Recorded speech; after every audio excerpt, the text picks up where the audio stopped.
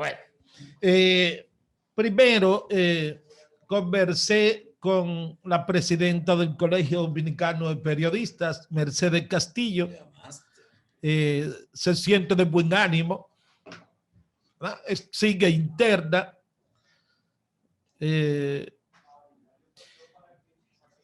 Es una situación difícil que se ha presentado con Mercedes Castillo porque parece que se descuidó luego de la segunda dosis y una semana después de la segunda dosis ya estaba infectada por el virus. Entonces, ella está con muy buenas atenciones médicas en el hospital Ramón de Lara, el hospital militar. Así es que está en rápida recuperación la periodista Mercedes Castillo. Bueno, escúchame, Juan, es bueno aclarar eso, que en la segunda dosis ella se contagió la primera semana después de la segunda dosis. O sea que hay que esperar un mínimo de 14 días después de la segunda dosis para garantizar mayor posibilidad de enfrentar la COVID-19. Que en caso de que te dé ya con 14 días de segunda dosis, se supone que sea mucho más benigna la enfermedad, o sea, más benigno el contagio. Es bueno que aclarárselo a la gente para que sepan cómo es la cosa. Y de paso, el de Mercedes ha sido benigno, porque ella le dio una simple gripe, después un dolor en el cuerpo, se hizo la prueba, salió positiva, pero como ella es una persona diabética, tiene comorbilidades. Diabética e hipertensa. E hipertensa y comorbilidades también de sobrepeso. Ella no estuvo intubada. No, por eso. Entonces lo que hicieron fue que la dejaron ingresada para darle seguimiento a su estado de salud y por los problemas mismos que tenía. Y como es presidenta del colegio de periodistas, ¿verdad? En este caso, por eso y nombrada por decreto en RTVD. También. Por eso planteaba que es evidente que Mercedes Castillo se descuidó.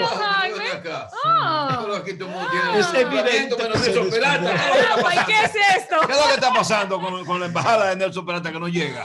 Lo de ella fue un descuido, es decir, por eso planteaba que se descuidó, porque con apenas una semana de la segunda dosis tú tenías que seguir en un cuidado riguroso y entonces en ese aspecto es evidente que se descuidó. Dejé para decir brevemente de lo de Percio Pérez que ustedes trataban, el fallecimiento de Percio Pérez. Yo fui al velatorio en la mañana de hoy.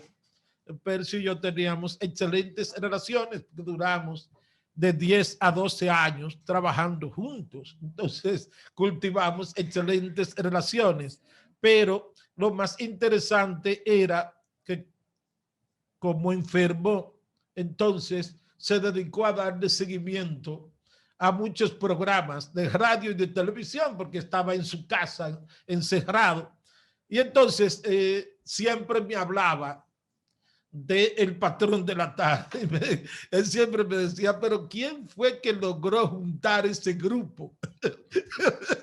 Porque es que yo no me explico cómo juntar un grupo así de periodistas, es decir, personas con tanta calidad. Entonces tenía siempre ese criterio. Lo conversaba conmigo sobre el tema de la integración. ¿Cómo es posible mantener un grupo así como el que ustedes tienen? Así es que mis condolencias a Pedro José y a toda la familia del amigo Percio Pérez, un hombre sencillo, muy agradable, jovial, igual que su hermano Georgie Pérez, así de jovial era Percio Pérez. Bueno, en el día de hoy tenemos nuevamente la situación de los materiales de construcción. Los ingenieros y constructores pegando el grito al cielo otra vez, porque en esta ocasión los aumentos han sido más exagerados que en otras oportunidades. Están viviendo una situación muy difícil el sector construcción, los ingenieros en sentido general y todo el que incluso tiene que hacer algo en su casa. Hasta eso, porque en muchos hogares constantemente hay que comprar materiales de construcción, sea para arreglar una puerta, sea para lo que sea, pero siempre estamos en la ferretería comprando materiales de construcción. Y la verdad es que la situación que se está presentando es extremadamente difícil. Esto de la varilla, el precio de la varilla, es un verdadero escándalo que hay entre los ingenieros y constructores por la forma en que se presentan los aumentos en los precios de la varilla, que ellos dicen que es algo verdaderamente abusivo lo que está ocurriendo, porque está encareciendo prácticamente el sector construcción, que no resiste en este momento, sobre todo porque muchos ingenieros y constructores ya tienen contratos de venta. Los edificios de apartamentos normalmente se venden cuando están en la maqueta, cuando está el diseño. Y a partir de ahí, entonces, tú firmas un contrato de compra. Y el ingeniero prácticamente ya luego no puede hacer absolutamente nada. Entonces, tienen una situación desesperante en este momento. Así es que lamentable esa situación, porque es verdaderamente descontrolado lo que está ocurriendo con los precios, no de los materiales de construcción, porque en el caso de la medicina, el grito es más elevado con los aumentos de los precios de la medicina. Entonces, es verdad que en este momento nosotros tenemos que concentrarnos en derrotar este virus, salir airoso de la pandemia. Pero yo no sé cómo el gobierno va a encarar esta situación, independientemente de que no tenga responsabilidad en muchos casos, pero finalmente es al gobierno que se le va a pegar, se le pega la situación. Los aumentos de la comida es difícil tú justificar que no es responsabilidad de un gobierno, porque hasta mensajes en la cuenta de Twitter del ahora presidente Luis Abinader están circulando los escritos de él, de cómo acusaba al anterior gobierno, él particularmente, con el tema de los aumentos de precios. Y entonces, ahora está viviendo esa dura realidad que se presenta en este momento. O sea que cuando termine la pandemia, yo creo que ese es el principal reto que tiene la sociedad dominicana, ver cómo podemos controlar en algo esta situación que se está presentando con los aumentos de precios. Finalmente, la Tesorería de la Seguridad Social ha ofrecido un informe sumamente contradictorio sobre el tema de la nómina pública actual y lo que paga el gobierno del presidente Abinader mensualmente de nómina pública. Porque yo no he buscado explicación y no la encuentro. En el mes de diciembre del año pasado, el gobierno dominicano tenía 549.683 empleados públicos, servidores públicos, en el mes de diciembre. En el pasado mes de abril, tenía 545.700. ¿Qué significa eso? Que el gobierno logró reducir la nómina en 3.983 empleados. Una reducción de la nómina interesante.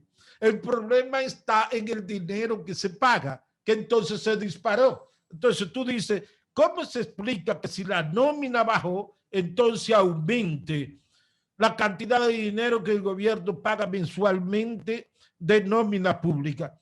El gobierno en diciembre pagó 16.792 pesos de nómina pública. Ahora en abril pagó 19.914 pesos. Eso significa que pagó 3.122 millones de pesos más de nómina pública. Entonces, bajó la empleomanía, pero aumentó la cantidad que se paga mensualmente de servidores públicos. Esto parece que tiene que ver con los asesores, los contratados, no tiene que ser, es decir, Anteriormente, un contratado posiblemente ganaba 40 y 45 mil pesos. El escándalo ahora es que los asesores ganan 200,000.